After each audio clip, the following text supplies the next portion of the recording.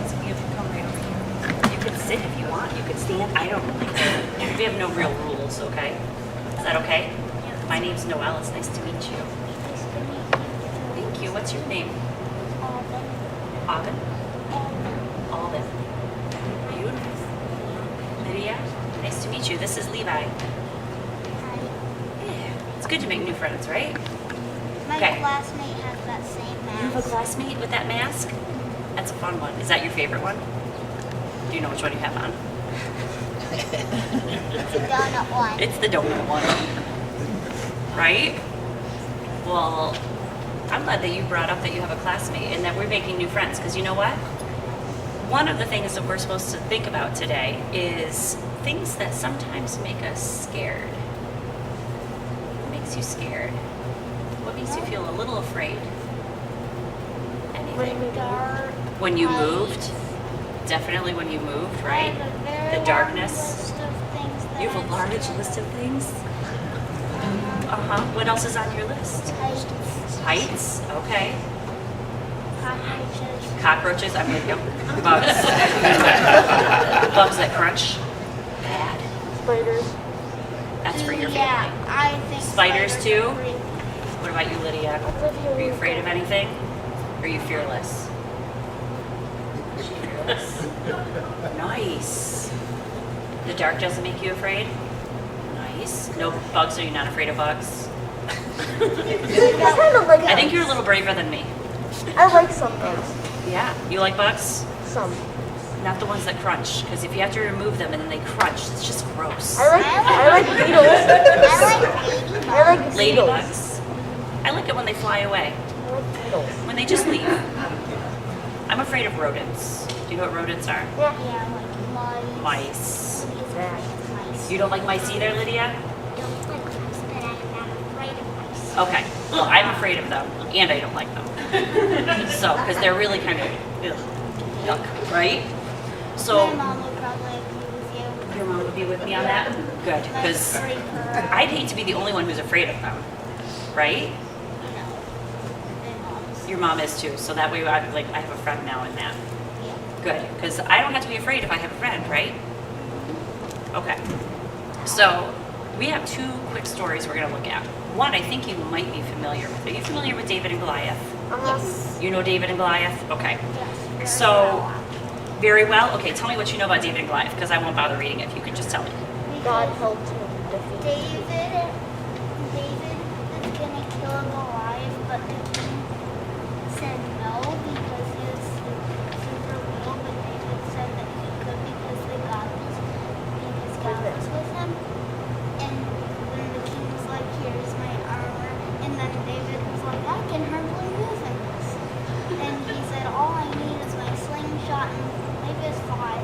I believe it was 5. I think you're right. 5 smooth stones from the river, and then he slung Goliath with the stones, and then So who won that battle, David or Goliath? David, David, because what happened to Goliath? he just died. He just died. Was Goliath a small guy? No, No, but David was. yeah, Because you remember, like, you guys weren't here last week, but last week we talked about David, and David was like the youngest of all the brothers. So do you think he was the big guy? No. no, No, he wasn't even with them, right? They had to go get him and bring him back so that Samuel could anoint him as the next king. True? yeah. Levi's gonna be like, okay, yeah, whatever you say. No, you know more than I do. So I found some facts about Goliath that I thought were kind of interesting. He was between 7 and 10 feet tall. 9. That's like between 7 and 10. 9. 9 falls between 7 and 10. I teach math. I know where it fits. That might Right? even just be the size of Alden. What? No. No, David maybe was a little bigger than Alden. Yeah, probably. Yeah, probably just a little bigger. Yeah. Maybe a little bit But bigger. Goliath was like way bigger than me. Goliath was bigger than my dad. My dad's in the back row. He's 6 feet plus tall. Okay? And as a kid, I think that's probably like a David and Goliath. Like if Lydia stood next to my dad, that'd be like David and Goliath. Really? Lydia, do you think you could take him down? The guy in the blue shirt back there. Could you get him? I mean, if you knew how to use a sling, just knock him out, right? Isn't that what happened? Yeah.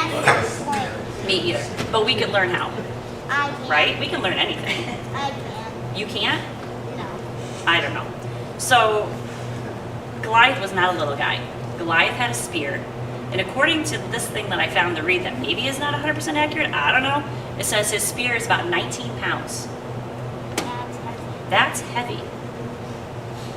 This will be the Coco. And he didn't even. It's heavier than Coco, your dog, absolutely. It's like 2 Cocos.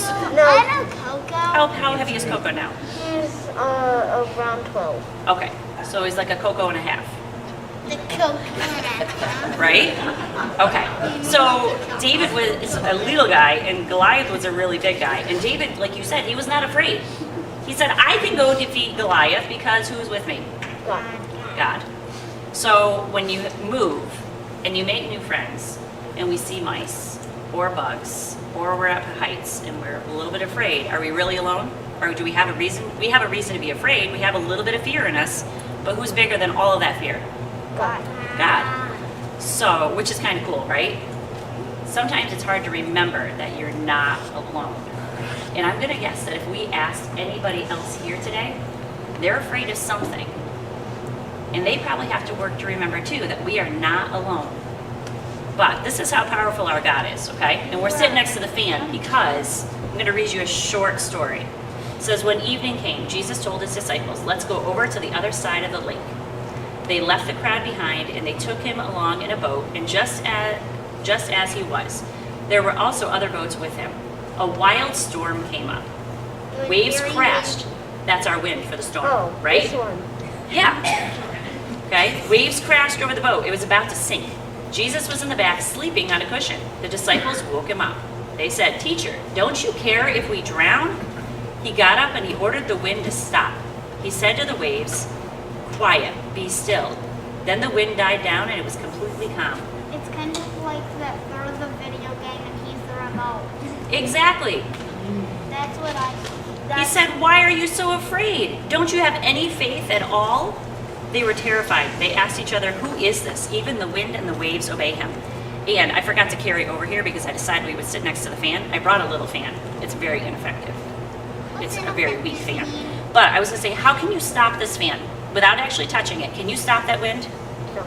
Can you tell it, be still? Be still.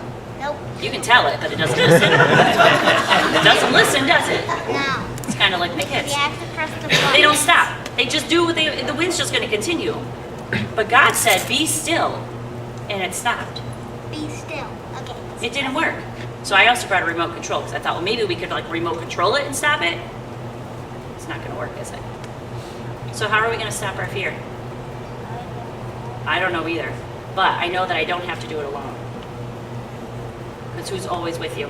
God. God. Even when you feel like you're alone, he's with you, right? All right. That's it. Done. Thanks for hanging out with me by the fan. It was nice to meet you.